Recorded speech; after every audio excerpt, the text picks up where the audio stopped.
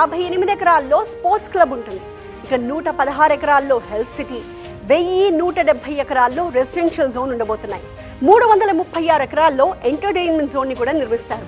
ఇందులో మల్టీప్లెక్స్లు, పార్కులు, హోటల్స్ ఇవన్నీ కూడా ఉంటాయి. ఈ ఫ్యూచర్ సిటీ కాన్సెప్ట్ విపరీతంగా నచ్చేసిందో ఏమో వరల్డ్ ట్రేడ్ సెంటర్ కట్టడానికి అక్కడి నుంచి వాళ్ళు ముందుకొచ్చారు.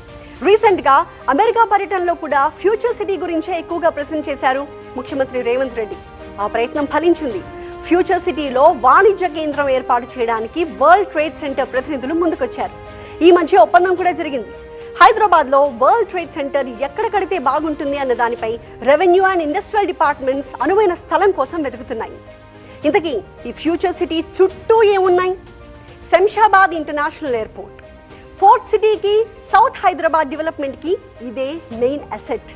ఫ్యూచర్ సిటీకి తుక్కుగూడ వైపు ఫ్యాబ్ సిటీ ఉంది. ముచ్చర్లలో గ్రీన్ ఫార్మా సిటీ రాబోతుంది.